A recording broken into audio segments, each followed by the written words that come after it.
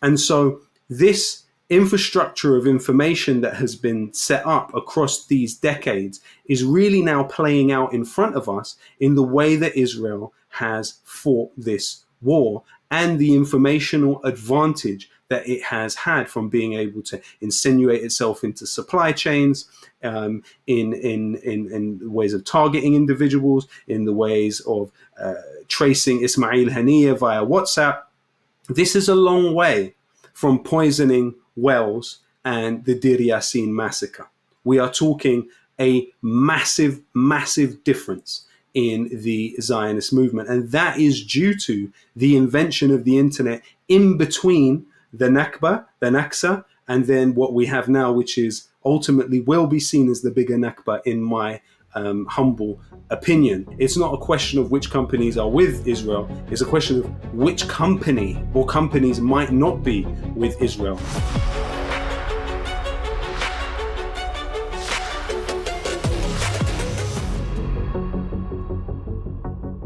Hello everyone, I'm Rania Khalek and this is Dispatches. As Gaza faces a genocidal onslaught, we're also witnessing a disturbing convergence of tech companies, right-wing media empires, and state surveillance, all working to silence dissent and normalize atrocity.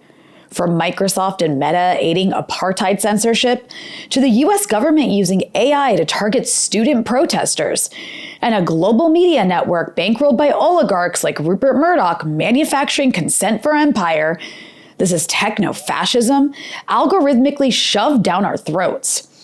And while the so-called free speech warriors rage about being canceled for racism, they're the first to call for deportations, surveillance, and blacklists when it comes to people standing up against genocide. Hypocrites like Bari Weiss and Douglas Murray posture as victims of wokeness, but they're actively muzzling dissent and putting targets on the backs of those who refuse to go along with the genocide they support. Joining me to break this down is Lowkey, rapper, activist, and host of the Watchdog podcast on Mint Press News. But before we jump into it, this is just part of the conversation. To access the full interview and support independent journalism that challenges mainstream narratives, become a Breakthrough News member at patreon.com/Breakthrough News. And don't forget to like, subscribe, and share this episode. Lowkey, welcome back to Dispatches. Thank you very much for having me, Rania. I appreciate it. Well, it's always a pleasure, and there's so much to talk about. I want to talk about some of the latest things we've been seeing online in terms of Douglas Murray, because you've been commenting on it quite a bit in a really important way.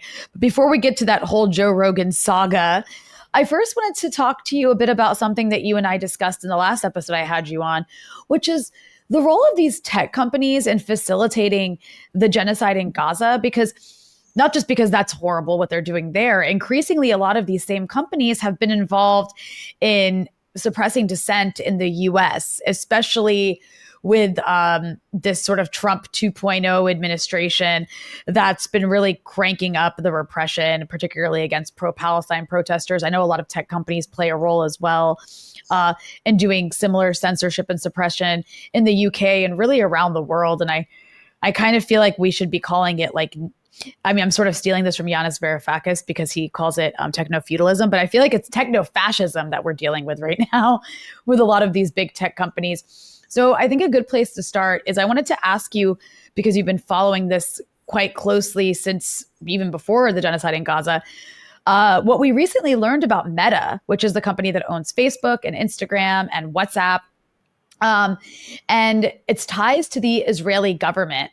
And I bring this up now, Lowkey, because there was a recent piece that came out in DropSite about new leaked data revealing, and I'm reading the headline for those who are just listening, leaked data reveals massive Israeli campaign to remove pro-Palestine posts on Facebook and Instagram. I mean, this really will really surprise no one who's been paying attention. But yeah, if you can kind of just walk us through the role that Meta is playing or has played and continues to play in Israel's genocidal apparatus, with this just being one aspect. Well, when you're talking about Meta, you're of course talking about the parent company of Facebook, Instagram, and WhatsApp. And historically, all of those separate entities have had an interesting walk with the Israel lobby. So to start with, the individual that all of us know, Mark Zuckerberg, of course, funded the Zaka organization, which was credited with creating the 40 beheaded babies story.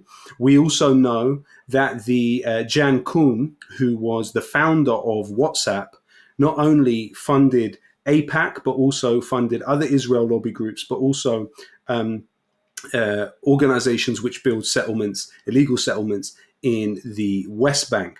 The other point of contention with WhatsApp has obviously, since it was procured by Meta, has been the issue of whether it was providing information from the key platform WhatsApp to the Israelis in order to help them better target Palestinians in Gaza. We know that they had set this algorithm which essentially would criminalize people if they were in WhatsApp groups alongside others who were deemed to be Palestinian resistance organizers, members, or fighters in some ways. Of course, it's well known that Meta has a long relationship with employing individuals that came out of Unit 8200 in the Israeli military. And in fact, I was able to find one individual who was working both for Meta and Unit 8200 at the same time, simultaneously, incredibly. And that individual was Jonathan Ramot, who worked for both Unit 8200 and Meta at the same time. But you also had so many other key figures at Facebook, for example, who in really sensitive positions, like E.L. Klein worked as head of data science at Facebook at the same time, after being at Unit 8200 for 6 years. You also have other former Unit 8200 agents working in Meta, like Tom Chet, head of activations and production for North American businesses. And of course, software developer Omer Goldberg and other software engineers like Gil Osher and Yoav Goldstein. These were also former individuals from Unit 8200. And then the question also has to be, when you look at how Meta procured the company Anavo in 2013. Now, this company, Anavo, was founded by Guy Rosen and Roy Tiger. Both of them were veterans of Military Intelligence Unit 8200. Now, here's the interesting aspect of it. Meta actually procured WhatsApp following obtaining Onavo. And Onavo acted as spyware, going into Facebook users' phones and monitoring their habits when using WhatsApp. And it was found that the information gained via this spying actually informed Meta's decision to buy WhatsApp in the first place. So the scandal around this actually forced Meta to shut down Onavo. However, its founder, Guy Rosen, went on to become the chief information security officer at Meta, heavily leaned on by Mark Zuckerberg. So this is the amazing thing, is that these former Israeli spies that were absorbed into the company Meta, actually, even though there were scandals linked to the intrusive and invasive nature of their operations at Meta, failed upwards, and in the case of Guy Rosen, became extremely important. We also have to remember that Meta, during the course of the genocide in Gaza, has not only been accused of shadow banning, but actually it's come out that 90,000 posts at least were deleted by Meta in response to direct approaches by the Israeli government. Now, what you also have to remember is that the key figure who is on the content moderating oversight board of Meta is Amy Palmer. Now, Amy Palmer was not only a former Israeli government censor, but she was also a Unit 8200 veteran, and she set up the cyber unit within the Israeli military to actually make the reports to companies like Facebook and Meta. And then she went on to find herself on the content moderating oversight board of the company. Throughout this war on Gaza, you've seen paid advertisements on Facebook telling Palestinians to leave their ancestral home and move to Jordan. And you've also seen paid adverts on Facebook calling for violence against Palestinians, including some even inciting a Holocaust for Palestinians. Now, a key point of this is that the global advertising chief at Meta is Nicola Mendelsohn. Now, she is the wife of Jonathan Mendelsohn, the former head of the Labour Friends of Israel. She has spoken at Israeli government-supported events in Tel Aviv and met with Shimon Peres while opening Facebook sites in Israel. And in addition to that, she actually met with Piers Morgan, who's a close family friend of both her and her husband, Jonathan Mendelsohn, throughout his coverage of the genocide in Gaza. So essentially what you're talking about is an entity which is more powerful than many governments in the world. It has access to information from individuals across many different jurisdictions. And so therefore, the company has a huge amount of power. And what we have to understand as a really decisive factor in this Gaza genocide and the war on Lebanon is that big tech has really been essential. The Nakba was the precursor to this war. And you have seen so much work put in to building up Israel's advantage in the technology sphere. And we have seen it play out in a really real way. If anyone has anything to do with any of these US companies in Gaza, then it is safe to say that that information is available to the Israelis. And actually, Meta is one of many tech companies who are essentially deeply integrated with Israeli occupation and violence. I mean, that's a really important breakdown. And I just want to go back to the piece I was referencing to open with from Dropsite. I just wanted to quote from it. The data that was leaked to them shows that Meta has complied with 94% of takedown requests issued by Israel since October 7th, 2023. And Israel is the biggest originator of takedown requests globally by far. And one thing I found interesting here, because this speaks to something I've often referencing on my show since I had Dr. Lara Shiha on here, because she makes this point about how Israel's occupation exists far outside of the territory that that Israel controls, where they have these sort of other forms of occupation, like in places like even the US, and you could say even in the tech sphere. And the reason I raise that is because government requests for takedowns, this is according to this piece, generally focus on posts made by citizens inside that government's borders. Meta insiders said. What makes Israel's campaign unique is its success in censoring speech in many countries outside of Israel. What's more, Israel's censorship project will echo well into the future, insiders said, as the AI program Meta is currently training how to moderate content will base future decisions on the successful takedown of content critical of Israel's genocide. And interestingly enough, the vast majority of content that the Israelis requested Meta take down, and again, 94% of those requests Meta follows through on, were in Arab and Muslim countries. So, people just speaking across the region about Israel's genocide in Gaza are having their content taken down, and Facebook is basically creating or crafting a narrative through suppression and censorship based on what Israel wants. I also wanted to mention one woman who I'm sure you know her name, Jordana Cutler, who's also played a huge role in both the Israeli government side of things and the Facebook side of things. She is Meta's director of public policy for Israel and the Jewish diaspora. And she's intervened repeatedly to investigate pro-Palestine content. She's also a former senior Israeli government official and advisor to the Prime Minister, Benjamin Netanyahu.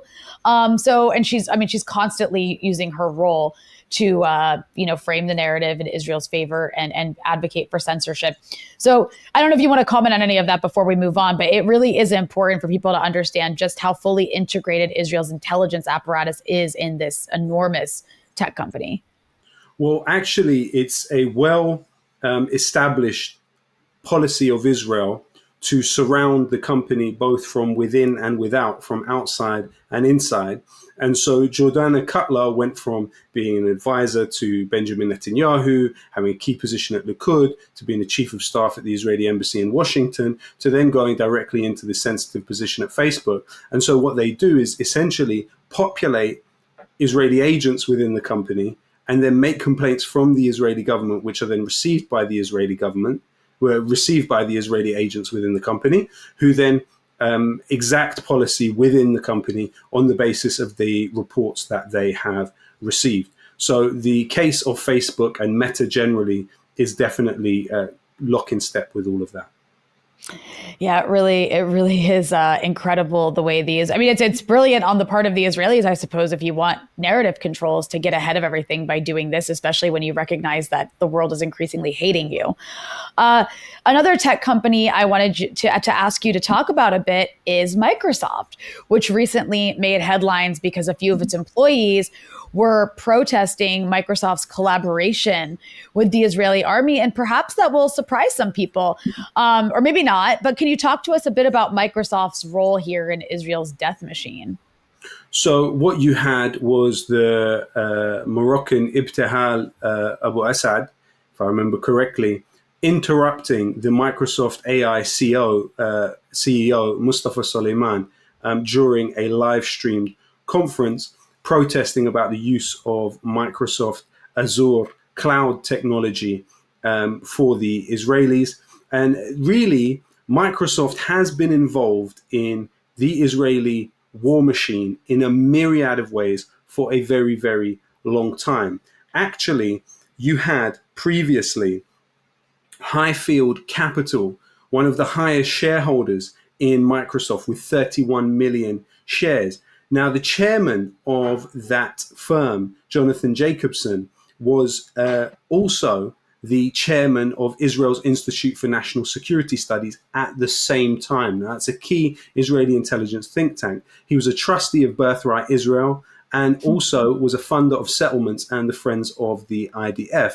So clearly, as a top shareholder in Microsoft, he would have wielded serious influence on what Microsoft did or didn't do. You also have to remember that Microsoft has absorbed into it several Israeli tech companies which were founded by alumni of the Israeli military, for instance, Orato, Adolim, Hexadite, and CyberX. These were all developed by Israeli military figures. And also Microsoft previously invested in an Israeli company called AnyVision, which was involved directly in facial recognition of Palestinians for the Israeli occupation.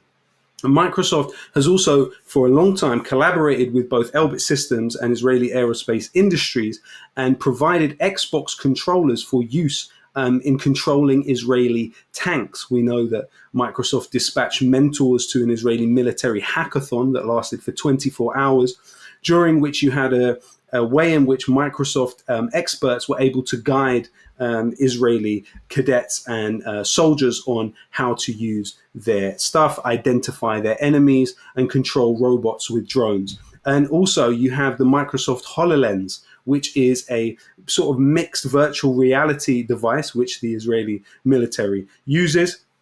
You also have Microsoft's key role at the Israeli Army Officers Training Base Bahad 1, where they have an app that allows soldiers to have access to their information and Israeli military protocol. Also, Microsoft is vital to the operations of the Israeli police. They provide cloud service to the police, which secures classified information, and also the body cameras that the Israeli police use also come directly from key Microsoft partner by the name of Taser. So there's many different ways in which Microsoft has been deeply integrated with the Israelis. It actually launched its first cloud data center in Israel with hundreds of millions of dollars invested in it from the United States. There's also a particular app which the Israeli army uses called the Munassaq, which is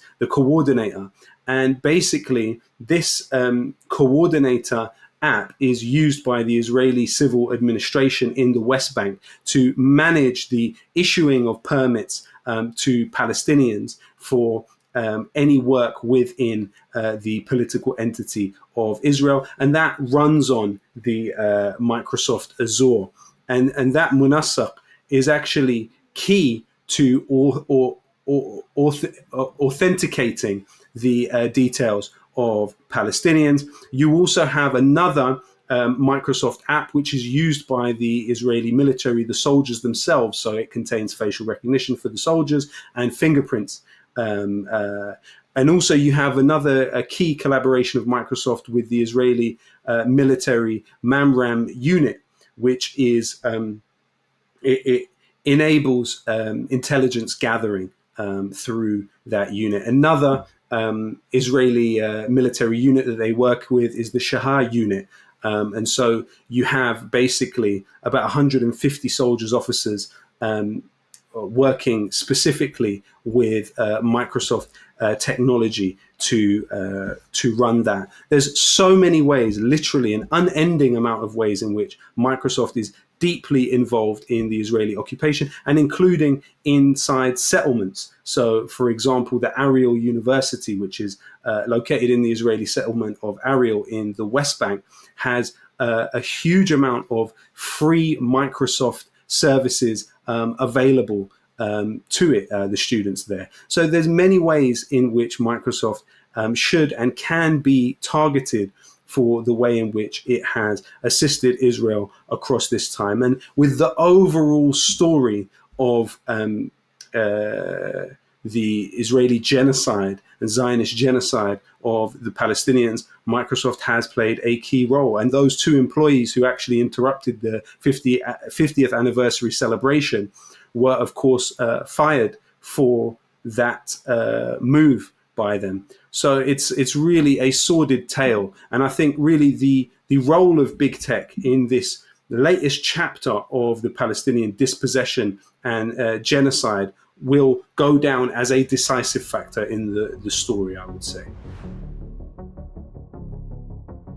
If you have a conscience, it's unbearable to be plugged into the corporate media machine right now. These outlets are accomplices in genocide, running cover for the war machine. Breakthrough has become the go-to outlet for those who want something different. But the funds we've used to start this platform are starting to run out. We'd never dream of turning to mainstream corporate funding. So we're turning to you. Become a patron. For as little as $5 a month, you can become an essential part of our fight to not just break through the mainstream media, but create something that can challenge it. We have to become completely viewer-supported, or this platform we've built could go away. Don't just watch us, join us. Yeah, it's certainly a modern day example of a lot of things we look back at during the Nazi Holocaust, for example. I think one of the most famous companies known for participating on that corporate tech side of things is IBM. And these companies will go down in history doing that. And, I just want to make the point that so often we talk about Palestine being a laboratory, and that goes for tech as well. All of these tech companies, and you can go on different BDS websites that will lay out for you. I know Palestine Youth Movement probably also does as well. Lay out for you the involvement of these companies and what you can do to boycott them. But, it's not just Microsoft. It's not just Meta. It's also Palantir, Amazon, Salesforce, Dell, HP. You can go on and on and on.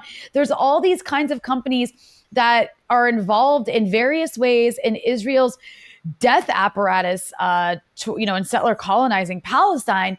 And all of these same companies are now trying to make a profit and are fighting each other for contracts to participate in Donald Trump's deportation apparatus that is actually being launched right now against pro-Palestine activists who are non-citizens in the United States. So you can take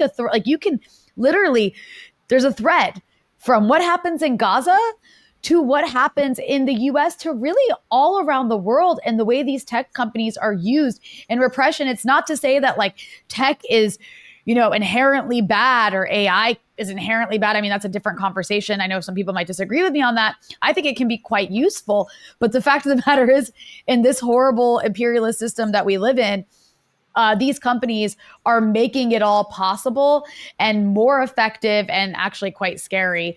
And, all that's to say, I wanted to ask you just your thoughts on the fact that this is, I don't know if you have any particular insight into this, Lowkey, but I just thought it was fascinating. The pro-Israel groups in the US have been actually using AI. Private pro-Israel groups have been using AI to identify and report student protesters for possible deportations, and then handing those lists of potential deportees over to the Trump administration. It's just incredible. I don't know if there's any similarities to what you're seeing take place in the UK in terms of the behavior of these pro-Israel groups who we've always been warning about. But it seems like right now, I mean, they're all of the dangers that people were saying they posed to domestically in places like the US and across the European countries are on full display right now. Well, also, I think it's key at this point to read this book by Yasha Levine entitled, Surveillance Valley, because what he does, which no one else has done, is trace a history of the internet, and the way that he posits it is being created by the US military in order to map out civilizations that they hope to exert imperial domination over, because they viewed a failure in Vietnam was not correctly mapping the population and being able to predict their behavior. And so when the internet was being developed at MIT and other US educational institutions, there were actually sit-ins and protests against the development of the internet on the basis that it would invade people's privacy. And so this infrastructure of information that has been set up across these decades is really now playing out in front of us in the way that Israel has fought this war and the informational advantage that it has had from being able to insinuate itself into supply chains, in ways of targeting individuals, in the ways of tracing Ismail Haniyeh via WhatsApp. This is a long way from poisoning wells and the Deir Yassin massacre. We are talking a massive, massive difference in the Zionist movement. And that is due to the invention of the internet in between the Nakba, the Naksa, and then what we have now, which is ultimately will be seen as the bigger Nakba in my humble opinion. And I think it's for that reason that book by Yasha Levine really will answer some questions, because when we look at all of these companies, they are part of that same infrastructure. And really, it's not a question of which companies are with Israel. It's a question of which company or companies might not be with Israel. And ultimately, once the information is put into this system, it's up for grabs. And what Israel did in 2012, in an article in Calculus Tech identified it, is Netanyahu set a policy whereby they would try to siphon individuals out of Unit 8200 into private tech companies.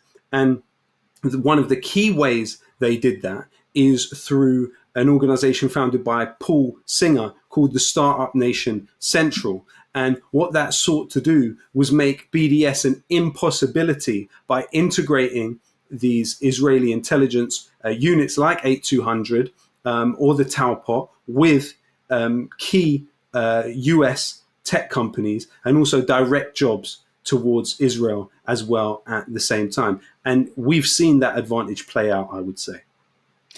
Yeah, it's really quite frightening. And I appreciate you mentioning Yasha Levine, Surveillance Valley. Yasha, friend of the show, definitely a fantastic, important book to really understand in this moment in time. Surveillance Valley, go check it out. I want to shift gears over here, Lowkey, to a no less infuriating topic.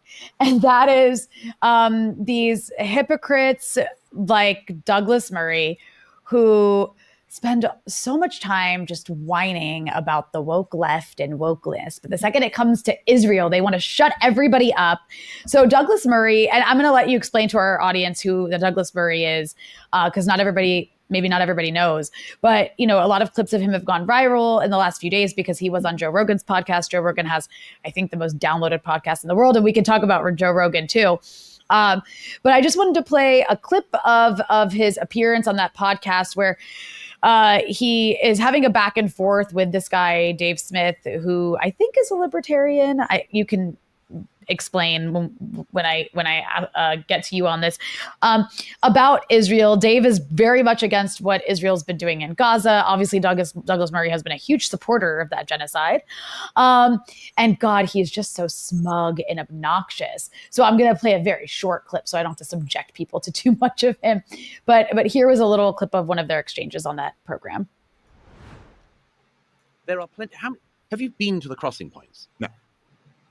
When were you last there at all? I've never been. You've never been?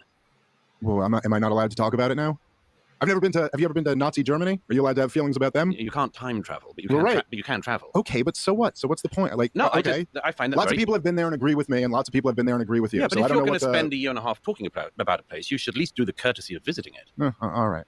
I just think this is a non-argument. You don't think? Okay. No, I think it's a non-argument. But if you're an expert, Will you have to go and touch the ground? No, I think you have to see. I think it's a good idea to see stuff, particularly if you spend a career talking about something. Yes. I have a journalistic rule of trying never to talk about a country even in passing unless I've at least been there. Okay. It's sort of normal. It's a normal thing to do. You're talking about crossing points. And not only have you never been to a crossing point in either Egypt or in Israel, but you've never even been to the region.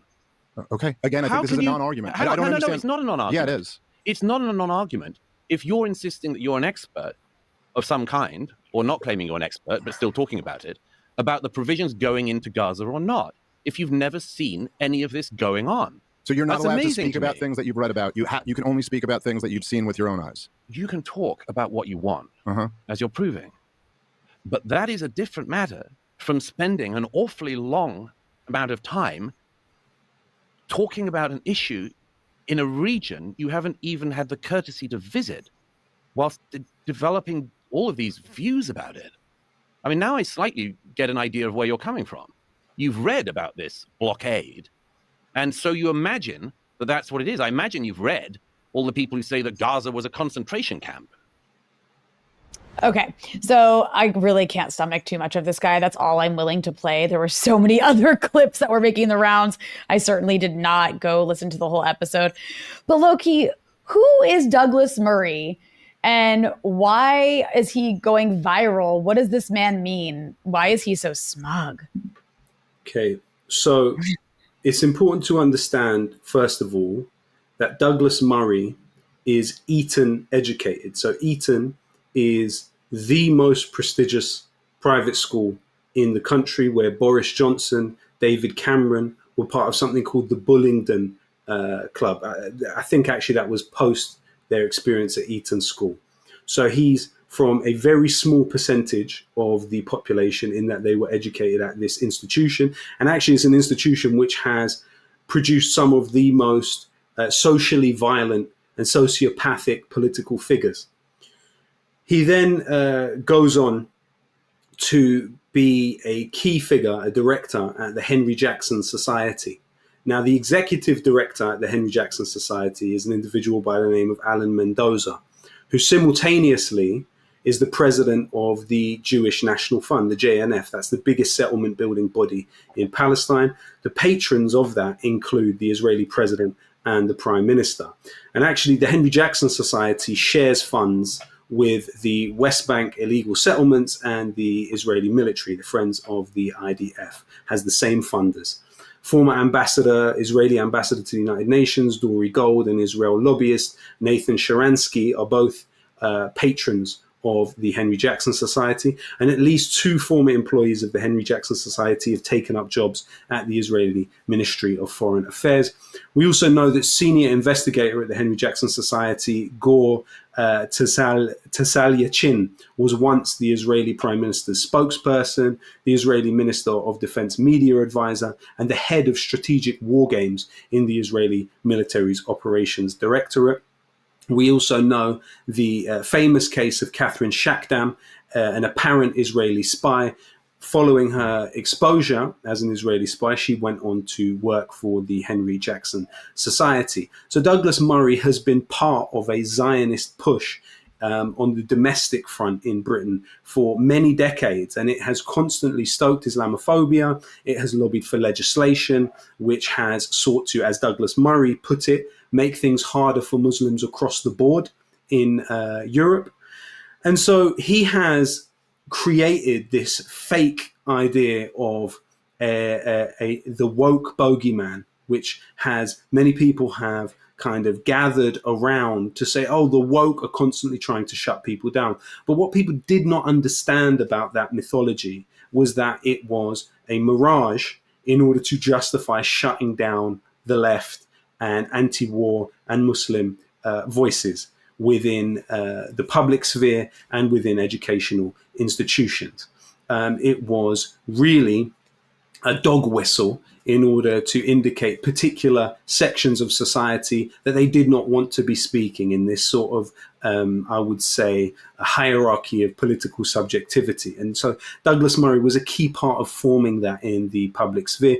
He never really had to defend his ideas particularly stringently, because he was given whatever platform he wanted, wherever he wanted. A key signator to the Henry Jackson Society's founding statement was Erwin Stetzler, who is the best friend of Rupert Murdoch. And hence you see why all of the Murdoch platforms like the Times newspaper, the Sun, Sky News, Piers Morgan, all of them would afford Douglas Murray a platform. So Douglas Murray, in the latest genocide in Gaza, had to become even more forthright in his pro-Israel position, and actually went to Gaza, yes, but he went as an embedded journalist of one of journalists you can probably count on one hand, half of one hand, who entered Gaza with the Israeli military. It is a well-known fact that the Israeli military has not allowed Western journalists into Gaza.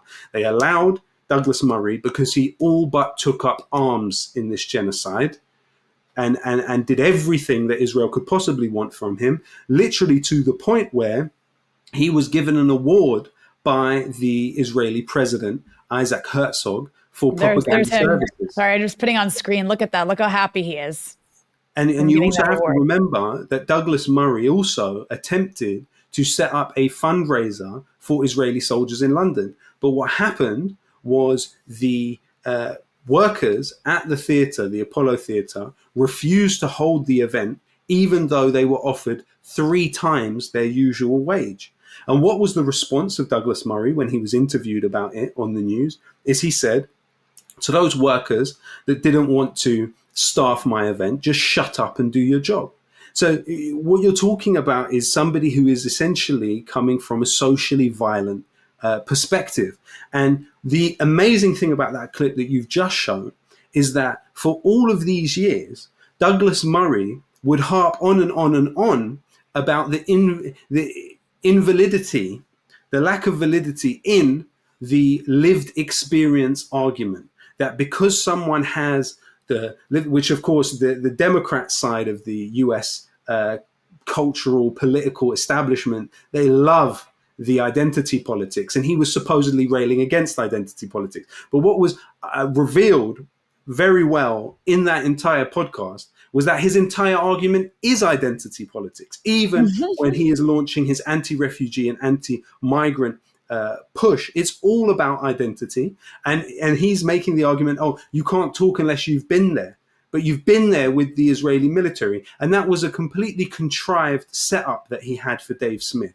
So he purposely knew that Dave Smith had not been there, and he's now using that, and he's definitely been trained on how to put forth certain arguments. And so the argument that they're using there is, if you haven't been to Gaza, and I would say something to Douglas Murray, I've been to Gaza in 2009 following Operation Cast Lead. I will debate you anytime, anywhere. I would happily do it on Piers Morgan. I've been to Palestine for a long, long time, for far longer than you, and not attached to any military force.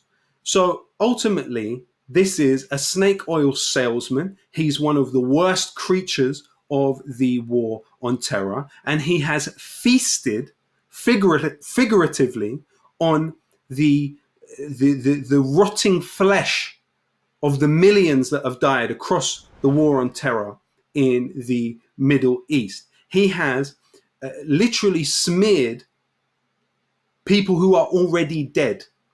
He has sought to dehumanize on a massive scale Muslim people and provide the mood music to the bombs dropped by, they used to call Henry Jackson Senator Boeing, because he was known for voting in line with the arms industry all the time. And Douglas Murray provided the justification and the mood music for the arms industry bonanza, which was the war on terror, and now, of course, Israel's genocide in Gaza. I mean, there's so many figures like this. Another one that comes to mind is, Bari Weiss, who made her career on that same woke mythology that you were just talking about, real snake oil saleswoman woman kind of stuff.